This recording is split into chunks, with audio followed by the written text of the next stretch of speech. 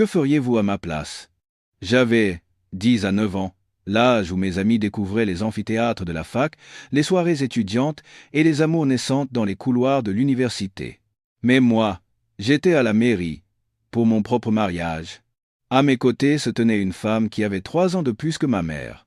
Elle m'avait fait une proposition, épousez-moi, et j'effacerai toutes les dettes de votre famille. J'ai hoché la tête. Ce n'était ni par amour, ni par ambition. C'était uniquement pour sauver ma famille, qui était sur le point de se retrouver à la rue. Je me disais que je n'aurais qu'à tenir quelques années, en silence. Mais dès la première nuit, en voyant ce qu'il y avait dans le tiroir de la table de chevet, mon corps s'est pétrifié. Et j'ai compris pourquoi son ex-mari était mort. Je ne me souviens plus quel jour de la semaine c'était. Mais l'odeur de plantes médicinales anciennes qui imprégnait la maison, l'air moite, et le froid glacial d'un vent qui s'infiltrait par une fenêtre mal isolée, tout cela est gravé dans ma mémoire. Mon père était étendu sur un lit en bois, immobile. Ses yeux sans éclat étaient mi-clos, ses lèvres, sèches et gercées, avaient viré au violet. Ma mère était accroupie dans un coin de la cuisine. Le manque de sommeil avait rendu son visage blême, et ses mains tremblaient si fort qu'elle n'arrivait même pas à ouvrir une simple conserve de soupe. Elle a laissé tomber un œuf, renversé le sel et fait brûler le fond d'une casserole. Tout était un chaos, à l'image de son esprit. À ce moment-là, ma mère ne pleurait même plus. Elle haletait bruyamment, murmurant des paroles que je ne pouvais pas comprendre. J'étais en train de ramasser les reconnaissances de dettes éparpillées sur le sol quand un bruit violent a retenti. On défonçait la porte d'entrée. « Ouvrez, ouvrez cette porte. Je vous donne 3 secondes, sinon j'appelle les huissiers et on vous met tous sur le trottoir. » La voix stridente d'une femme déchira le silence du soir. Avant que j'aie pu me relever, la porte s'est ouverte brutalement. La créancière, une femme du nom de Madame Martel, a donné un coup de pied dans une chaise en plastique qui est venue percuter ma jambe. Je vous avais prévenu, pas vrai? Une fois le délai passé, plus de discussion. Soit vous me remboursez tout, soit vous faites vos valises et vous dégagez. Ma mère s'est précipitée et l'a supplié, presque à genoux. Madame Martel, je vous en supplie, donnez-nous encore une semaine. Mon fils va trouver l'argent, d'une manière ou d'une autre. Une semaine, encore une semaine. Ça fait des mois que vous me menez en bateau avec cette rengaine. Je me suis interposé devant ma mère et j'ai dit, d'une voix aussi calme que possible, « Ma mère n'est pas bien et mon père est alité. Je m'arrangerai pour l'argent, mais s'il vous plaît, ne criez pas. » La femme m'a toisé de la tête aux pieds. Un gamin au visage encore adolescent, qui sentait à peine le shampoing. Son regard semblait me dire, avec un mépris non dissimulé, « Et qu'est-ce que tu vas pouvoir faire, toi ?» Sans un mot de plus, elle a lâché une dernière phrase avant de partir. Si l'argent n'est pas là demain soir, je commence par démonter la porte d'entrée. Le claquement de ses talons a résonné dans la cour. C'était comme si on scellait la porte de notre maison à tout jamais. Ce soir-là, personne n'a parlé. Ma mère a cassé 3 assiettes en faisant la vaisselle. On n'entendait que le bruit de l'eau qui coule, le couinement d'une souris et les faibles gémissements de douleur de mon père. C'est alors que la porte de la cour s'est ouverte. C'était mon oncle Marc, qui travaillait comme menuisier. « Julien est là ?» J'ai passé la tête par la porte. « Oui. Pourquoi, tonton ?» Mon oncle m'a longuement dévisagé, puis a demandé à ma mère d'aller se reposer. Une fois seul dans la pièce, il a tiré une chaise très lentement pour s'asseoir. Le geste typique de quelqu'un qui s'apprête à aborder un sujet très important. J'ai peut être une solution, mais écoute bien et réfléchis. Ce ne sera pas facile. J'attendais, silencieux. Mon oncle a sorti un paquet de cigarettes de sa poche, puis l'a rangé sans en allumer une. Tu vois cette Madame Hélène Dubois, qui a l'entreprise de matériaux de construction en ville? Son mari est mort il y a 2 ans, elle est veuve. Elle est riche à ne plus savoir qu'en faire, elle a plusieurs maisons, mais elle n'est plus toute jeune. Il paraît qu'elle a besoin d'un jeune homme à ses côtés. Pour parler franchement, elle a besoin de la vigueur d'un jeune homme. J'ai froncé les sourcils. Je ne comprenais pas où il voulait en venir. Mon oncle a continué. L'autre fois, quand je faisais des travaux pour son entreprise, je lui ai parlé de notre situation. Elle m'a dit que si tu acceptais de l'épouser, elle réglerait tout, les dettes et même les frais médicaux de ton père. Il m'a regardé fixement et a ajouté: Et elle a dit qu'elle donnerait une belle somme à ta mère pour qu'elle puisse vivre tranquillement le reste de ses jours.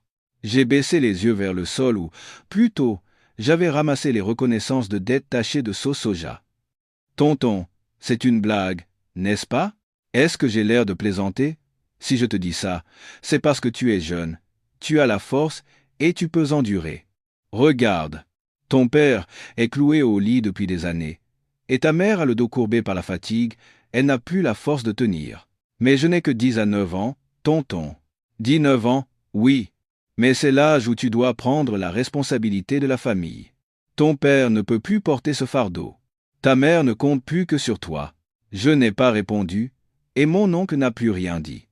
De sa main, lourde comme une pierre, il m'a tapoté l'épaule, s'est levé et est parti. Cette nuit-là, je suis resté assis sous le porche. Une pluie fine me cinglait le visage.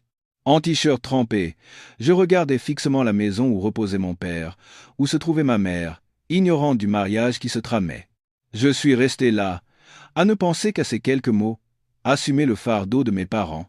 Et le lendemain matin, j'ai hoché la tête. Je pensais qu'un mariage devait être rempli de fleurs fraîches et de rire. Mais au mien, il n'y avait ni une seule fleur, ni un seul ami, et pas la moindre trace de joie. Seulement, un silence étouffant et des regards insistants qui ne cachaient pas leur mépris. Je portais un costume de location un peu trop serré aux épaules. À mes côtés, la femme, Hélène Dubois, était tout autre. Une robe rouge flamboyante qui moulait son corps, une coiffure sophistiquée, une odeur de parfum entêtante, probablement chère. Elle ne riait pas aux éclats, se contentant de relever légèrement les commissures de ses lèvres. Un sourire qui semblait dire que le monde entier était dans la paume de sa main. J'entendais distinctement les murmures des quelques invités. Nul besoin de tendre l'oreille pour comprendre. Regarde-moi ce gamin. Il vend sa jeunesse pour payer les dettes de son père.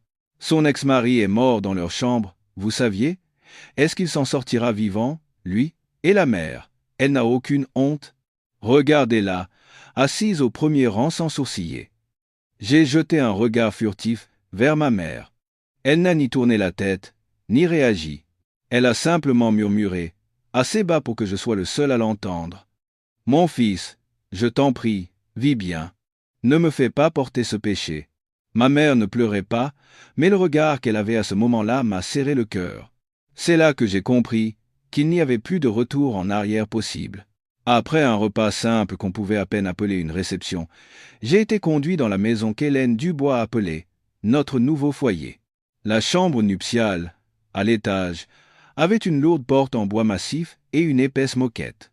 Une odeur d'huile de citronnelle mêlée à celle de bougies parfumées emplissait la pièce, me donnant un léger vertige. Je suis resté planté au milieu de la chambre, ne sachant que faire de mes mains et de mes pieds. Dehors, il faisait nuit, et la lumière tamisée et rougeâtre de la lampe de chevet semblait faire partie d'une mise en scène. Au bruit de la porte de la salle de bain qui s'ouvrait, j'ai tourné la tête. Hélène Dubois en sortait, vêtue d'un déshabillé de soie blanche. Le vêtement, noué de travers, laissait entrevoir la ligne de son épaule. Elle avait retiré son maquillage chargé, mais son regard brillait toujours d'une assurance déconcertante. Une attitude dénuée de la moindre hésitation, qu'on n'attendrait pas d'une femme venant d'épouser un garçon de 10 à 9 ans. « C'est la première fois? Tu trembles ?» Sa voix était légère comme une brise, mais pas douce pour autant. J'ai dégluti, et j'ai tenté de répondre d'une voix normale. « Je ne suis pas encore habitué, c'est tout. Ne t'inquiète pas, je vais t'habituer. » Elle a souri avec un naturel déconcertant, comme quelqu'un qui a l'habitude de mettre à l'aise les jeunes hommes maladroits. Avant que je puisse réagir, elle s'est approchée du lit et a ouvert le petit tiroir de la table de chevet. J'ai entendu le clic d'un verrou et, par instinct, j'ai regardé dans cette direction. Je suis resté figé. À l'intérieur du tiroir se trouvait un coffret noir et brillant. Quand elle l'a entrouvert, j'ai vu qu'il contenait toutes sortes de jouets pour adultes, impeccablement rangés, sans une once de poussière, comme des pièces de musée.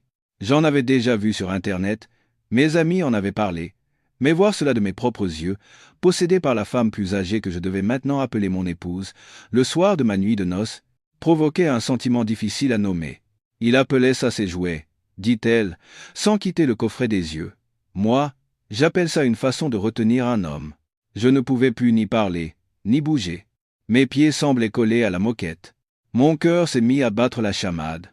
Pas par désir, par peur, une peur très concrète et réelle. J'avais l'impression d'avoir lu par accident ma propre condamnation à mort. Hélène Dubois s'est relevée. En se penchant pour prendre quelque chose dans le tiroir du bas, son déshabillé a glissé, et j'ai vu sur son dos une cicatrice fine et nette qui courait de son omoplate jusqu'à sa colonne vertébrale. Ce n'était ni une cicatrice d'accident, ni une coupure de couteau. Cela ressemblait plutôt à la marque laissée par une habitude, une obsession. Et sur son épaule gauche, il y avait un tatouage, estompé par le temps, des lettres en italique. Brûler la vie, ne serait-ce qu'une nuit. Un frisson m'a parcouru.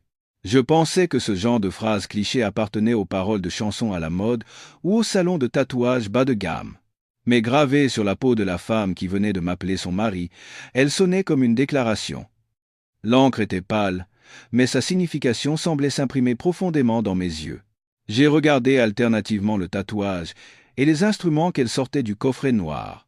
À cet instant, pour la première fois, j'ai compris pourquoi son ex-mari était mort sans jamais pouvoir raconter son histoire. Hélène Dubois s'est approchée de moi. Une de ses mains s'est posée sur ma poitrine. Un contact léger, mais qui affirmait clairement son contrôle sur moi. À partir de maintenant, tu es à moi. Tout comme l'acte de propriété de ta maison est devenu le mien. Je n'ai pas osé la regarder en face.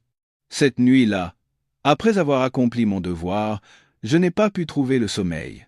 Allongé sur le dos, je fixais le plafond, agrippant fermement les draps. La lumière tamisée créait un halo sinistre au plafond, comme une lune voilée. Le grincement lent du ventilateur de plafond semblait compter chaque seconde dans cette pièce étouffante, pleine de pensées indicibles. Je n'ai pas été sauvé. Le commutateur d'un voyage sans retour venait d'être enclenché. Le lendemain, je me suis réveillé dans un silence de mort. Le grincement du ventilateur de plafond, l'odeur de bougies parfumées imprégnées dans les draps, tout avait disparu.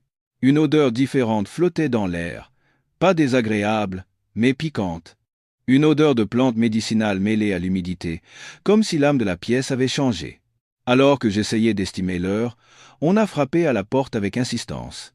Ce n'était pas un toc-toc poli, mais des coups pressants. « Tu es réveillé ?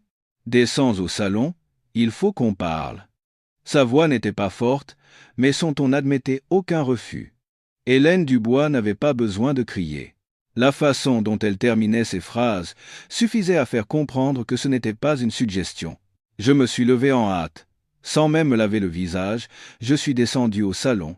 La lumière était vive et elle était assise sur le canapé. Vêtue d'une robe bleu marine, les cheveux relevés en un chignon haut, elle était assise là, les bras croisés, immobile comme une statue. Sur la table, de la vapeur s'échappait d'une théière en porcelaine blanche. L'odeur de plantes médicinales que j'avais sentie venait de là. Avant même que je puisse la saluer, elle a poussé devant moi une feuille A4 sur laquelle étaient tracées des lignes, comme un emploi du temps. « Lis ça. Ce sont les règles de base pour commencer ton nouveau rôle dans cette maison. » Je me suis assis et j'ai lu la première ligne. Lever à 6 heures. Ne pas sortir de la maison sans permission. Ne pas appeler sa famille avant de me le demander. Manger selon le menu établi. Ne pas avoir de comportement allant à l'encontre des habitudes de la maison. J'ai levé la tête et j'ai demandé lentement. Je dois vous demander la permission même pour appeler ma mère ? Une lueur froide, qu'elle ne cherchait même pas à cacher, a traversé le regard d'Hélène Dubois. Oui. Depuis hier, tu n'es plus seulement un fils. Tu es mon mari, et tu vis dans ma maison, tu es à moi. Je ne savais pas si je devais rire ou me taire, mais j'ai senti une sensation glaciale me parcourir la nuque. Dans un réflexe d'autodéfense, j'ai hoché la tête. Alors que je m'adossais à ma chaise, son regard s'est soudainement tourné vers le mur derrière moi. J'ai suivi son regard. Un grand cadre y était accroché. Sur la photo, un homme d'une 50aine d'années, en costume gris, se tenait à côté d'Hélène Dubois, vêtue d'un élégant tailleur en velours. Ils souriaient tous les deux, mais les yeux de l'homme ne souriaient pas. Mon ex-mari était un homme de principe, dit-elle comme si elle racontait une vieille histoire, tout en buvant une gorgée du liquide sombre de sa tasse. Maintenant que tu es son successeur, ne me déçois pas. J'ai serré les lèvres, non pas par esprit de rébellion, mais parce que je ne savais pas de quoi j'héritais exactement. D'une vie de couple ou d'un programme préétabli, le petit déjeuner a été servi à 6 heures précises, comme le stipulaient les règles. Ni soupe, ni pain. Juste un porridge d'avoine sans sucre, une assiette de légumes cuits à la vapeur et un verre d'infusion. Chaque aliment était présenté dans de petits bols en céramique. Même les baguettes étaient en bois, stérilisées à l'eau bouillante, et dont les extrémités étaient enveloppées dans du papier blanc. Tiens-toi droit et mange lentement. Ne parle pas en mâchant. Elle ne donnait pas d'ordre. Elle parlait d'un ton neutre, comme si elle expliquait un processus industriel. J'ai pris mes couverts et j'ai baissé la tête. Ce soir-là, alors que je m'apprêtais à monter dans ma chambre, elle m'a appelé. « Tu as oublié l'heure de la méditation ?» Surpris, j'ai regardé ma montre, 20h30. La méditation ? Elle se tenait juste devant l'escalier, les bras croisés, la tête légèrement penchée. Il méditait tous les soirs de 20h30 à 20 et 1h. Puisque tu es mon mari, il serait bon que tu perpétues cette habitude. Je ne savais pas comment réagir, mais quand elle m'a conduit au salon, a éteint toutes les lumières sauf une petite bougie, j'ai compris que plus rien de ce que je ferais ne serait pour moi. Sur la moquette dure, elle a placé une serviette pliée et m'a demandé de m'asseoir dessus, le dos droit, les yeux fermés, et de compter mes respirations. J'ai obéi, mais après moins de 3 minutes, mes jambes étaient engourdies et ma nuque me faisait mal. J'ai bougé légèrement. « Je t'ai vu, » dit-elle. « Tu as bougé 3 fois en 5 minutes. Concentre-toi. » Sa voix n'était pas agressive, mais elle suffisait à me glacer le sang. J'ai esquissé un sourire nerveux et j'ai murmuré « Je ne suis pas encore habitué. »« Tu t'habitueras avec le temps ?» a-t-elle répondu sans se retourner. 4 jours après ma nuit de noces, j'ai commencé à réaliser une chose. Dans cette maison, le concept de « naturel » n'existait pas. Chaque repas, simple ou élaboré, avait son heure, son ordre et sa manière. De la façon de monter les escaliers à celle d'ouvrir une porte, chaque action était définie par Hélène Dubois comme la bonne façon de faire. Je n'avais même pas l'occasion de contester. Non pas que je n'osais pas, mais chaque interrogation était bloquée par son regard. Ses yeux n'étaient ni méchants, ni insistants, mais ils étaient comme un cadenas qui fermait à clé toutes les questions avant même qu'elles ne soient formulées. Et la 5e nuit, un événement a brisé le cadre auquel je pensais m'être habitué. Ce jour-là, il pleuvait et il faisait froid. L'heure de méditation du soir était terminée et je m'apprêtais à me lever quand elle m'a interpellé. « Reste assis. Ce n'est pas fini. » Je me suis retourné sans un mot. Elle est allée à la cuisine, a versé de l'eau chaude dans un verre et a posé sur la table une petite pilule jaune, enveloppée dans un papier fin et transparent. Elle ressemblait à ce que j'avais déjà vu dans une herboristerie. « Bois ça. C'est un remède spécial pour renforcer ton énergie vitale. C'est une préparation sur mesure. » J'ai regardé la pilule. Une légère odeur de plante s'en dégageait. Ni forte, ni désagréable, juste une odeur purement médicinale. Quel genre de médicament est-ce ? J'ai demandé d'une voix basse pour ne pas paraître agressif. C'est un remède précieux. Ne t'inquiète pas, ce n'est pas du poison. Elle m'a jeté un regard en coin, un léger sourire aux lèvres. Je ne te ferai pas de mal, sois tranquille. Cela se voulait rassurant, mais à mes oreilles, c'était un avertissement déguisé en douceur. J'ai pris la pilule pour l'examiner de plus près. Pas de nom, pas de marque. J'avais quelques notions de pharmacologie du lycée, et je savais qu'il existait des compléments alimentaires sans emballage. Mais la forme de celui-ci et la manière dont il m'était présenté semblaient tout sauf ordinaires. J'ai hésité, mais j'ai fini par l'avaler. Non pas par confiance, mais parce que mon père était toujours malade, je ne voulais pas créer de conflit. Ma mère venait à peine de se libérer du poids des dettes et de retrouver un peu de sérénité. Au pire, ce sera un peu dur pour mon foie, me suis-je dit. Tant que je n'ai pas de réaction grave, ça ira. Je l'ai avalé avec une gorgée d'eau. Je pensais que ce serait un événement unique. Mais je me trompais. Le lendemain soir, à la même heure, le même verre et la même pilule jaune sont réapparus. Elle l'a posé devant moi sans un mot et s'est retournée. Le 3e jour, le 4e, le rituel s'est répété sans une minute de décalage. J'avalais le médicament en silence à chaque fois, mais le 5e jour, je n'en pouvais plus. Dites-moi. J'ai parlé au moment où je prenais la pilule. Ça fait plusieurs jours que je prends ça. Pouvez-vous me dire honnêtement ce que c'est ? Elle a tourné la tête. Son regard n'avait plus rien de doux. « Tu le prends depuis plusieurs jours, et c'est maintenant que tu poses la question? Ou tu as peur que j'y ai mis du poison ?» Je n'ai pas répondu, mais elle n'attendait pas de réponse. Elle s'est approchée et a poussé la pilule un peu plus vers moi. Son doigt a touché le bord du verre, s'est arrêté, puis elle a lâché une phrase, légère comme une plume et lourde comme une pierre. « Si tu penses que ta famille est encore en sécurité uniquement grâce à ma générosité, tu ferais mieux de continuer à le prendre. » J'ai regardé la pilule, puis son visage, et j'ai porté la pilule à ma bouche et je l'ai avalée. Ce n'était pas par confiance. C'était parce que je n'avais pas la force de ramener ma famille à la case départ. Le lendemain matin, j'étais en train de nettoyer la table de la salle à manger. C'était une des tâches qu'Hélène Dubois m'avait assignées après le mariage. C'est alors que l'aide ménagère, qui travaillait pour la famille depuis des années, est apparue. Elle était d'habitude discrète, la tête toujours baissée, semblant indifférente à tout. Mais aujourd'hui, en me voyant tenir le flacon contenant les pilules jaunes familières, elle s'est arrêtée et a levé la tête. « Monsieur, ça fait longtemps que vous prenez ça ?» Elle a demandé d'une voix basse, presque un murmure, mais en articulant chaque mot. J'ai été surpris, car elle ne m'avait jamais posé de questions personnelles. « Quelques jours. Madame dit que c'est pour me fortifier. » J'ai répondu en remettant le flacon à sa place. Elle a hoché légèrement la tête, mais ses yeux ne quittaient pas le flacon. Un instant, j'ai vu quelque chose passer dans son regard, pas de la peur, mais une sorte d'hésitation, quelque chose qu'elle ne pouvait pas dire. Puis, presque inconsciemment, elle a lâché d'une voix à peine audible. « L'ancien patron.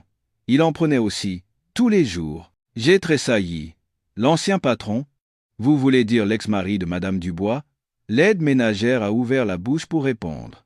Mais à ce moment précis, le bruit de talons a résonné dans l'escalier, et la voix d'Hélène Dubois s'est fait entendre. « Ce matin, c'est l'aide amende. Change-toi et descends manger. » Aussitôt, l'aide ménagère a baissé la tête et n'a plus dit un mot. Faisant semblant de nettoyer un endroit déjà propre, elle s'est vite éclipsée. Je suis resté là. Ma main était toujours posée sur le flacon de pilule. Une fissure, petite mais nette et bien réelle, commençait à se former dans mon esprit.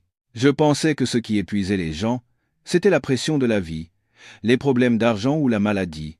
Mais en vivant dans cette maison, j'ai compris qu'il y avait quelque chose qui rongeait une personne plus vite que la maladie. C'était la surveillance et la pression, justifiées au nom de la famille. Ce matin-là, je prenais mon petit déjeuner habituel, un porridge fed, quand Hélène Dubois m'a appelé de l'étage. Mais une chemise blanche. « Nous avons des invités aujourd'hui. » J'ai été surpris. « Invité » était un mot presque disparu du dictionnaire de cette maison. C'était la première fois depuis que j'y avais mis les pieds. Je me suis dépêché de me changer. Je n'ai pas oublié de baisser les manches pour cacher des plaques rouges sur mes bras, dont j'ignorais l'origine. Quand je suis descendu au salon, 4 inconnus étaient assis sur le canapé, aussi à l'aise que s'ils étaient chez eux. Une femme d'une 50aine d'années avec des colliers en or, un homme bedonnant en chemise à carreaux à la voix forte, et 2 jeunes femmes, probablement des nièces, qui ne quittaient pas leur téléphone des yeux, mais me jetaient des regards en coin, comme si elles observaient un nouvel animal curieux au zoo. « Oh, alors c'est lui, le petit Julien », lança la femme aux bijoux d'une voix aiguë. « Il est vraiment jeune, plus jeune que mes enfants. Et j'ai entendu dire que tu avais arrêté tes études ?» Avant que je puisse répondre, l'homme en chemise à carreaux a enchaîné. « Les études, à quoi bon maintenant? En épousant notre Hélène, il a tiré le gros lot. Dis-moi, tu assures un peu, ces derniers temps ?» L'homme a insisté sur le mot « assurer » avec un clin d'œil lourd de sous-entendu. J'ai souri maladroitement, en serrant le bas de mon pantalon. Je ne comprenais pas d'où venait ce droit de s'enquérir des affaires de chambre de quelqu'un, en pleine journée, sous couvert d'intérêt. Notre Hélène, elle sait y faire, c'est sûr. Un jeune homme, c'est plus facile à dresser, non? Il n'osera jamais la contredire, dit l'une des nièces, en levant les yeux de son téléphone pour me regarder. J'ai serré les lèvres sans répondre, mais la phrase suivante m'a glacé le sang. C'est vrai que l'ancien, elle s'en occupait bien aussi, mais son cœur était trop faible, il n'a pas tenu le coup. Ces mots m'ont frappé comme un coup de poing. À ce moment-là, la main d'Hélène Dubois, qui servait le thé, s'est très légèrement figée. Mais elle a rapidement posé la théière et a souri légèrement. Chacun a son destin, n'est-ce pas? On ne sait jamais qui est fort ou faible. Certains ont l'air en pleine forme et partent en un instant. À cet instant, personne n'a remarqué mon regard. Je fixais sa main qui tenait la tasse. Votre ex-mari est décédé d'une faiblesse cardiaque, ai-je demandé brusquement, incapable de cacher mon soupçon. C'était une maladie chronique. Personne n'y peut rien. Elle m'a foudroyé d'un regard aussi tranchant qu'une lame de rasoir. Pourquoi? Tu veux en savoir plus? Je n'ai pas répondu, mais mon esprit tournait à une vitesse folle. Les pilules jaunes, la méditation forcée, la nourriture fade qui anesthésiait les papilles, et le regard suspect de l'aide ménagère quelques jours plus tôt, tout s'en mêlait dans ma tête. La conversation a duré encore 1 heure. Ce n'était qu'un flot de piques et de plaisanteries qui me traitait comme un objet d'exposition dans cette maison. Quand les invités sont partis, j'ai commencé à débarrasser les tasses, comme pour éviter le regard d'Hélène Dubois. C'est alors que je l'ai vue. Sur une table près du mur, sous un vieux magazine médical oublié, se trouvait une liasse de papier corné. La couverture était froissée, mais la première ligne était lisible. Dossier médical, Jean-Pierre Lassalle. Le nom de l'ex-mari d'Hélène Dubois. Je ne sais pas ce qui a guidé ma main, l'instinct ou une impulsion subconsciente qui cherchait désespérément à relier des doutes encore informes. La première page montrait des relevés de tension artérielle, la plupart au-dessus de la normale. La deuxième page contenait l'essentiel, faiblesse du myocarde, signe d'insuffisance cardiaque de stade 2. Il est recommandé d'éviter toute activité physique prolongée ou excessive pendant la période de récupération. Usage de stimulants circulatoires strictement interdit, sans prescription médicale.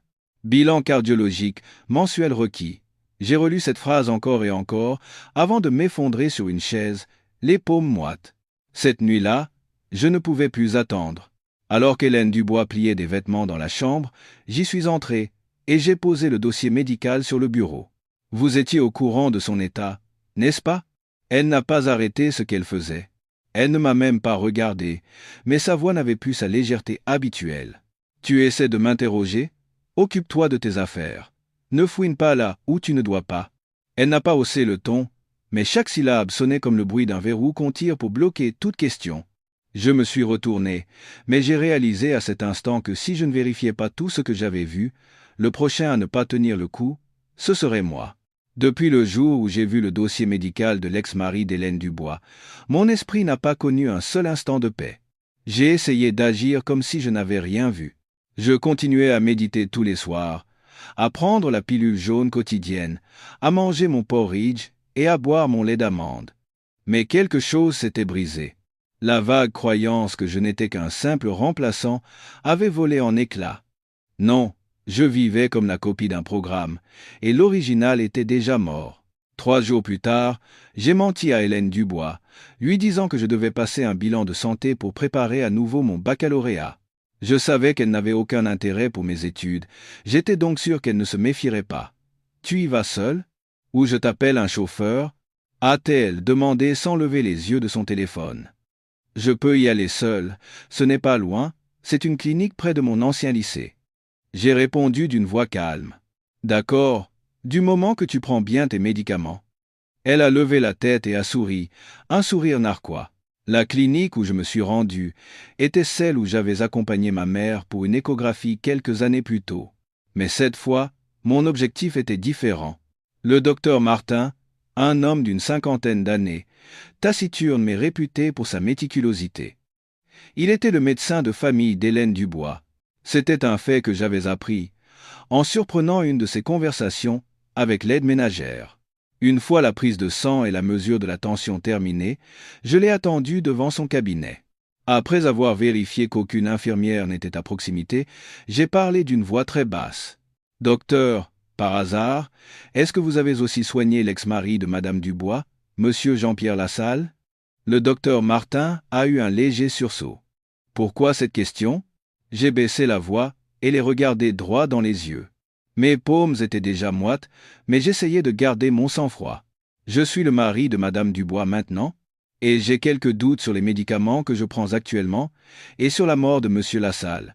Le docteur Martin m'a observé pendant quelques secondes, puis a soupiré longuement et lentement. Je ne peux pas vous en dire beaucoup. Mais ce que je conseillais toujours à Monsieur Lassalle, c'était de réduire la fréquence de ses activités conjugales. Il avait une faiblesse cardiaque congénitale.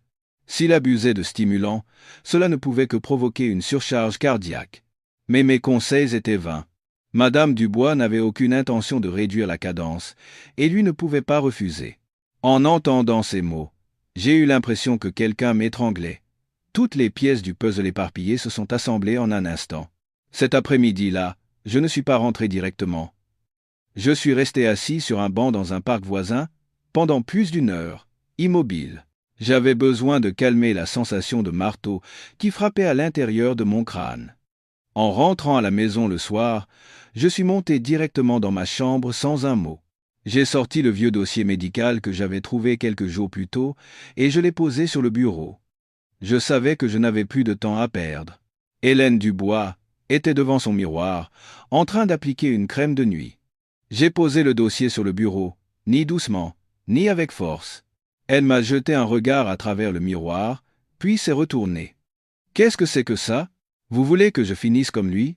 De quoi tu parles ?» Elle a ricané, mais son regard n'avait plus rien de doux. Au lieu de répondre, j'ai poussé le dossier vers elle. Sur la première page, une note était attachée avec un petit trombone. Interdiction d'activité physique intense. Et la phrase usage de stimulants circulatoires interdits était surlignée en gras. J'ai vu le docteur Martin. À cette seule phrase, le sourire a disparu de son visage. Vous étiez au courant de son état. Vous ne pouviez pas l'ignorer. C'est toi qui es trop sensible, a-t-elle dit, en se redressant, la voix plus forte. Je voulais juste que tu ne me quittes pas comme il l'a fait. Je l'ai regardé. Pour la première fois, je n'avais ni peur, ni envie de fuir. Seule une sensation très claire subsistait. J'étais face à une femme qui ne tolérait absolument pas de perdre le contrôle. Il ne vous a pas quitté. Il est mort. J'ai prononcé chaque mot d'une voix dure comme de l'acier. Et vous avez laissé faire, uniquement pour votre propre désir. Tais-toi, a-t-elle crié, le visage passant du rouge au blanc. Tu crois que je l'ai voulu ? Tu crois que je voulais me réveiller chaque matin dans un lit vide ? J'ai tout fait pour protéger mon mari. Je me suis levé. La colère montait en moi, mais je l'ai réprimée, car j'avais besoin de plus de preuves pour faire ce qui était juste. Alors que je me retournais pour partir, elle m'a lancé une phrase, froide comme la mort, dans le dos. Si tu n'as pas le courage, fais tes valises et pars. Mais n'oublie pas qu'à l'instant où tu franchiras cette porte, les dettes de ta famille repartiront de zéro. Cette nuit-là, j'ai passé une nuit blanche. Pas par peur, mais parce que j'avais vu le vrai visage de la personne qui avait sauvé ma famille, et je savais qu'il était temps de contre-attaquer. Pas par des disputes ou par la fuite, mais par la loi. Au bout de 3 mois de mariage, j'ai commencé à sentir clairement que ce n'était pas ma vie qui changeait le plus vite, mais mon corps. Au début, c'était des signes subtils. Un léger vertige en me levant le matin. Le besoin de m'arrêter pour reprendre mon souffle au milieu de la cour, après avoir marché les 10 mètres qui séparaient le portail de la maison. Chaque soir, après la méditation, en m'allongeant dans le lit, je sentais une oppression dans la poitrine. Était-ce la fatigue, ou quelque chose qui se resserrait à l'intérieur? Je n'ai rien dit. J'avais peur de surréagir, et je savais que même si je parlais, je n'obtiendrais qu'une conclusion préparée d'avance et un regard agacé. Et ce qui s'est passé ce mercredi matin a été le coup de grâce. Le ciel était encore gris, à cause de la pluie qui était tombée toute la nuit. Hélène Dubois était descendue très tôt dans la salle à manger. Vêtue d'un survêtement sombre, les cheveux attachés en queue de cheval haute, elle tenait un verre d'eau citronnée.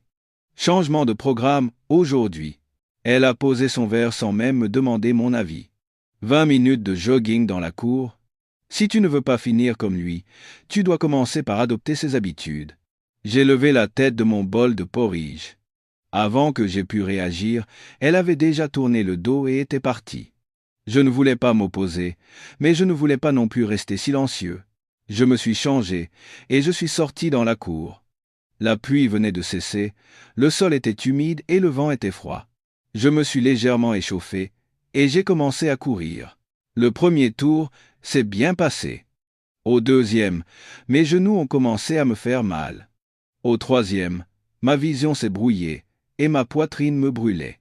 Mon cœur battait la chamade. Au quatrième tour, Mes jambes ont flanché, comme si quelqu'un me tirait par-dessous terre. Je me suis effondré sur le porche, à bout de souffle. Hélène Dubois est sortie de la maison. Elle s'est arrêtée à environ 3 mètres de moi, les bras croisés, me regardant sans la moindre inquiétude. « Tu es déjà fatigué après si peu? Pourquoi un jeune comme toi est-il si faible ?» J'ai essayé de reprendre mon souffle, le torse penché, mais mes poumons semblaient incapables de contenir de l'air. Ce ne serait pas à cause des médicaments, par hasard? Ces derniers temps, je me sens étrangement fatigué. Je ne dors pas bien. Mon cœur bat la chamade et je suis souvent essoufflé. Elle n'a pas répondu tout de suite. Elle s'est approchée, a posé son verre d'eau citronnée sur une marche et s'est assise à côté de moi, à un bras de distance. Puis, elle m'a regardé et a dit, lentement mais froidement, « Ce médicament, je l'ai fait préparer spécialement par quelqu'un que je connais. Il n'y a que de bons ingrédients. Tous les autres qui l'ont pris se sentent mieux. Tu es le seul à te plaindre. Alors être qu'il ne convient pas à mon corps. Pourriez-vous redemander à la personne qui le fabrique ?» Elle m'a coupé la parole. Sa voix n'était pas forte, mais chaque syllabe était claire. Pas besoin de redemander. Je le sais, je l'ai pris avec lui, à l'époque. Il n'y a aucun problème avec le médicament. S'il y a un problème, il vient de toi. Tu n'as jamais fait de sport correctement, tu as vécu au jour le jour. Alors, au moindre effort, tu accuses le médicament, n'est-ce pas? Je me suis tu. Non pas que j'étais d'accord, mais je réalisais que ce n'était plus une conversation. C'était un procès où j'étais l'accusé, déjà jugé coupable. Je suis resté assis là encore 10 minutes. Le vent froid soufflait dans mon dos, et ma sueur n'avait pas encore séché. Ma poitrine était toujours lourde. Ce n'était pas à cause de l'effort, c'était à cause d'une sensation très claire. Je suis en train d'être poussé vers un précipice. Et je ne sais pas où se trouve le fond. Ce jour-là, le ciel était gris dès le matin. Une bruine persistante tombait, comme le présage d'une fatigue sans nom. Hélène Dubois a annoncé qu'elle partait pour la journée en déplacement professionnel, me laissant avec une simple recommandation. « Prends tes médicaments à l'heure. » J'ai hoché la tête sans réagir, mais mon cœur était un peu plus léger. C'était comme si sa seule absence allégeait l'air de la maison. Les jours de liberté totale comme celui-ci étaient rares, même si ce n'était qu'une liberté psychologique. Mais ce soulagement a pris fin avant même l'après-midi. Vers 15 heures, une douleur sourde a commencé à se faire sentir dans ma nuque et mes épaules. Ma vision était floue, ma respiration courte, et mon cœur battait anormalement vite. Ce n'était pas la simple fatigue d'un manque de sommeil. C'était un épuisement extrême, qui semblait s'infiltrer jusqu'à la moelle de mes os. J'ai titubé jusqu'à la cuisine et je me suis affalé sur une chaise. Le verre d'eau sur la table tremblait légèrement au rythme de mes mains. J'ai posé ma main sur mon front. Il était étonnamment froid. L'aide ménagère, qui servait Hélène Dubois depuis plus de 10 ans, est sortie de la buanderie, m'a vu, s'est figée quelques secondes, puis s'est approchée silencieusement. Elle a posé une main légère sur moi, comme si elle touchait un objet fragile. « Monsieur, ça fait combien de temps que vous prenez ce médicament ?» J'ai levé la tête. Il n'y avait aucune curiosité dans ses yeux. Seulement un mélange d'inquiétude et d'avertissement. Plus de 2 mois. Tous les soirs, une pilule. Madame dit que c'est pour me fortifier. L'aide ménagère n'a pas répondu tout de suite. Elle a jeté un regard rapide vers la porte, s'est penchée davantage et a dit d'une voix rauque, « L'ancien patron, il prenait aussi ce médicament, tous les jours. Une pilule, chaque soir. » Au début, il semblait plus vif et plus énergique, mais petit à petit, son corps s'est affaibli. Ses yeux sont devenus cernés, il n'avait plus de force. Quand j'ai essayé de le prévenir, il était déjà trop tard. Elle a avalé ses derniers mots comme une pierre. Elle s'est redressée, a essuyé ses mains sur son tablier et s'est vite éclipsée. Je suis resté immobile. J'ai serré le bord de la table avec mes doigts. J'ai entendu un déclic dans ma tête. Les paroles de l'aide ménagère n'étaient pas une coïncidence. C'était la charnière qui ouvrait la porte de tous les doutes que j'avais refoulés depuis si longtemps. Cette nuit-là, je n'ai pas pris le médicament. J'ai glissé la pilule dans la poche de ma veste et, dès le lendemain matin, je me suis rendu dans mon ancien quartier. Il y avait là une pharmacie où j'étais allé plusieurs fois pour acheter des médicaments pour mon père. Le pharmacien, M. Durand, était réputé dans le quartier pour sa compétence. J'avais confiance qu'il avait plus d'expérience que la simple vente de médicaments. Je suis allé droit au but et lui ai tendu une pilule. Monsieur Durand, pouvez-vous examiner ce médicament? Est-ce qu'il pourrait provoquer de la fatigue s'il est pris sur une longue période? Je le prends depuis plus de 2 mois et mon corps réagit très étrangement. Monsieur Durand a examiné la pilule un instant, puis l'a emportée dans son arrière-boutique. J'ai attendu dehors, anxieux. Mon cœur battait irrégulièrement. C'était en partie dû à la tension, mais c'était aussi un symptôme devenu familier. 30 minutes plus tard, il est revenu avec une feuille de papier imprimée par un analyseur. Ce n'est pas un médicament courant. C'est un stimulant circulatoire et un tonique contenant des dérivés nitrés. Il y a aussi du ginseng à haute concentration, une grande quantité de caféine et une substance qui accélère le métabolisme pour augmenter l'absorption sanguine vers le cœur. J'ai senti chaque mot tomber sur moi. Il a poursuivi. Pour une personne fatiguée ou affaiblie, prise sur une courte période, c'est très efficace. Mais si une personne jeune et en bonne santé, surtout à votre âge, en prend régulièrement, cela provoque des effets secondaires. Insomnie, arythmie, et à long terme, cela peut affecter la fonction surrénale et provoquer une défaillance des organes internes. J'ai hoché la tête en silence, j'avais la gorge nouée.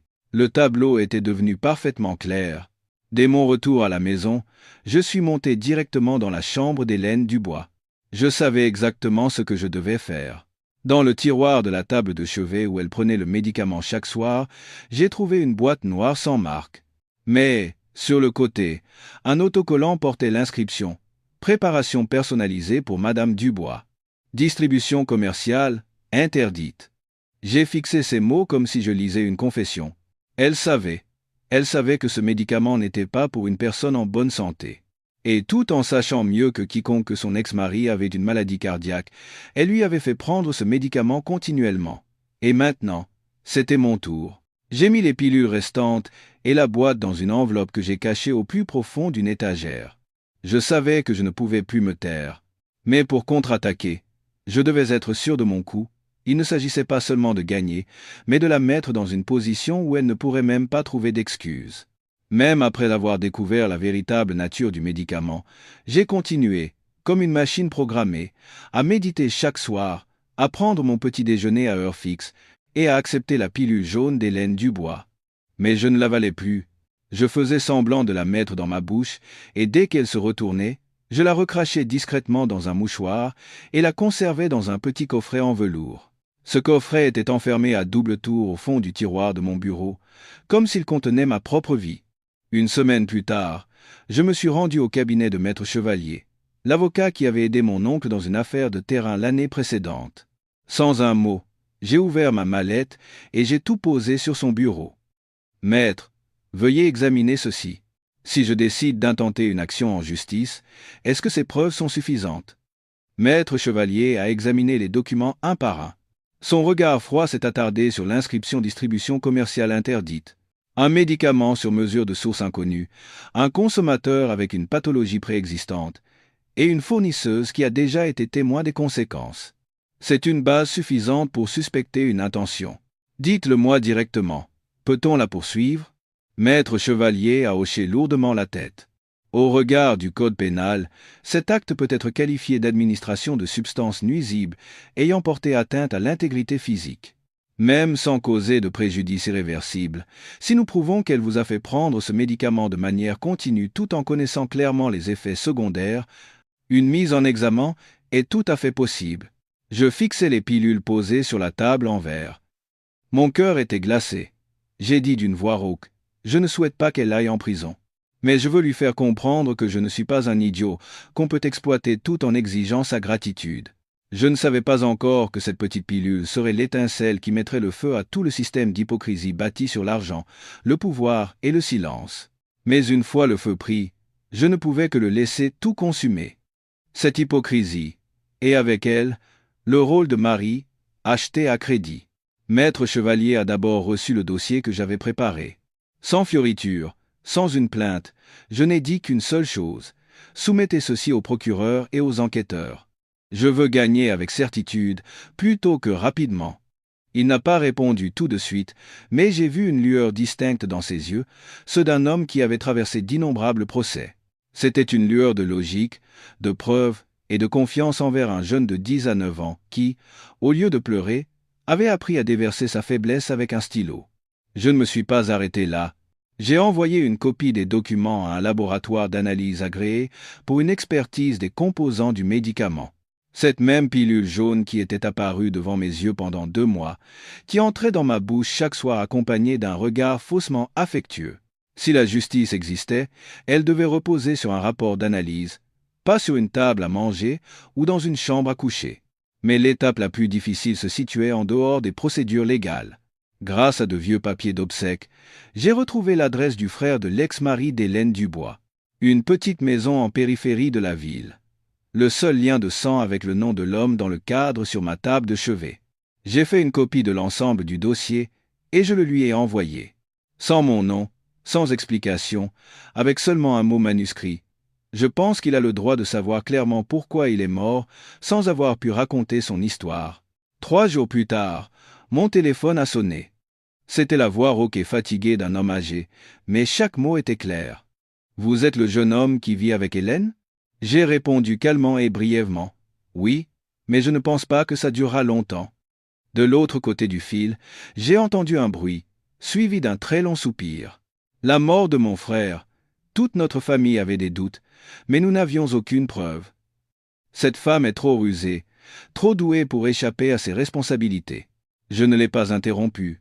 Je savais que certaines douleurs n'ont besoin que d'être exprimées, sans attendre de réaction. Merci, jeune homme. Pas pour le procès, mais simplement parce qu'il y a enfin quelqu'un du côté de mon frère. J'ai raccroché. Mes mains tremblaient encore, mais mon cœur n'était plus froid. 1 semaine plus tard, le premier article est sorti. Une célèbre femme d'affaires poursuivie pour avoir forcé son jeune mari à consommer des stimulants dangereux. Son nom n'était pas mentionné, mais quiconque vivait dans la région savait que la photo était celle d'Hélène Dubois. Prise lors d'un gala de charité, on la voyait en robe rouge, souriant avec élégance. Mais cette photo était désormais encadrée par le mot « accusé ». Je n'ai ni partagé l'article, ni prévenu qui que ce soit. Mais j'ai senti quelque chose en moi, comme une dernière chaîne, se briser d'elle-même. Hélène Dubois a disparu des réseaux sociaux. Ses amis ne venaient plus à la maison. Les associations caritatives ont retiré sa photo de la liste des bienfaiteurs. Les gens qui lui servaient du champagne lors des inaugurations se passaient maintenant l'article en chuchotant. Mon Dieu!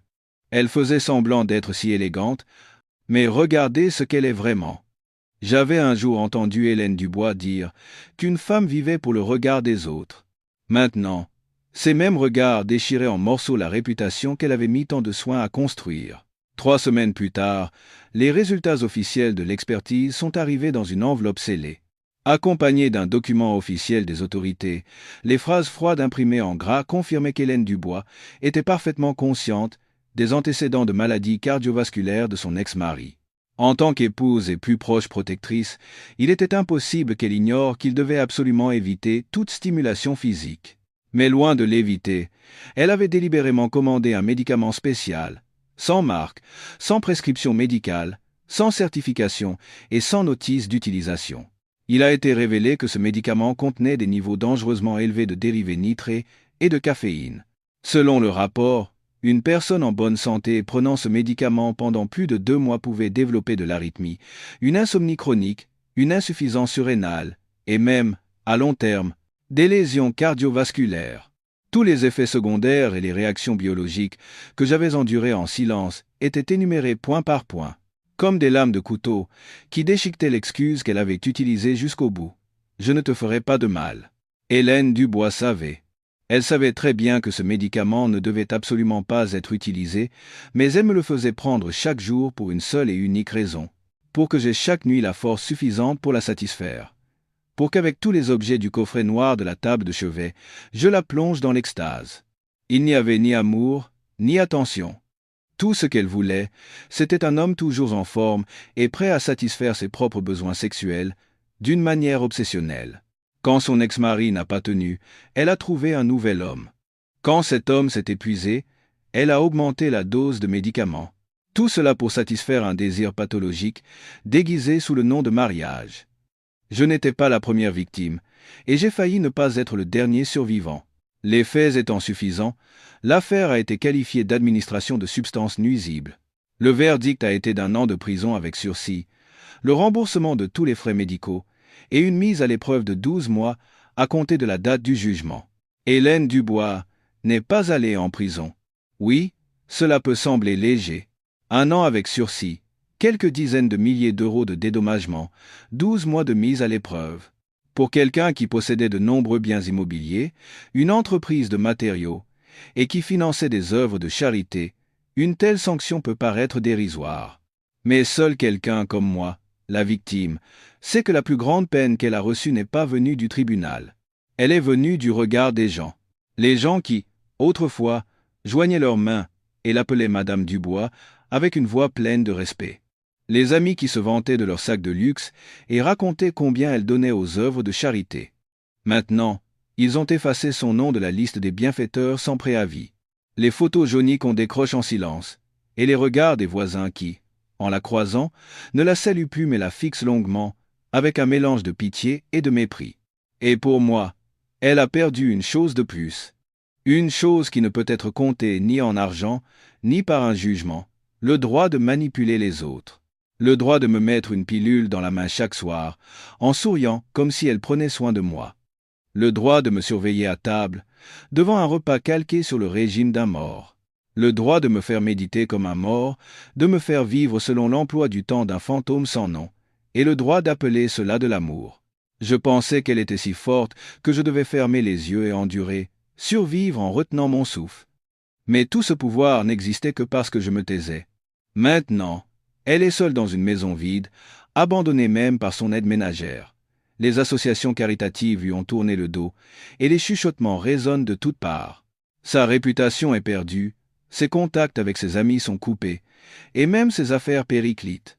Hélène Dubois n'est pas en prison, mais je suis convaincu qu'elle vit enfermée dans une autre sorte de prison. Et cette fois, la clé de cette prison n'est pas entre ses mains. Par un matin nuageux, j'ai quitté le tribunal, tenant en main l'ordonnance de divorce et le jugement estampillé d'un sceau rouge.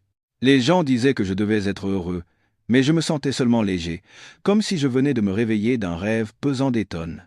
Ce rêve où chaque nuit était une succession de pilules et de caresses sans fin, et chaque matin une pièce de théâtre sans émotion. Devant le tribunal, quelques personnes attendaient pour d'autres procès. Personne ne m'a regardé, et personne ne savait que j'avais vécu pendant des mois avec une femme, capable d'empoisonner quelqu'un avec un sourire et une douce parole. J'ai levé les yeux au ciel. Le soleil de ce jour-là n'était pas éblouissant, mais la lumière sur les marches de pierre rendait plus nette la frontière entre le compromis que j'avais autrefois appelé un sacrifice et le prix à payer lorsque quelqu'un franchit les limites de la morale. J'ai remboursé la dette que ma mère avait portée toute sa vie. Pas avec de l'argent, mais avec ma jeunesse et la douleur dans ma poitrine chaque matin.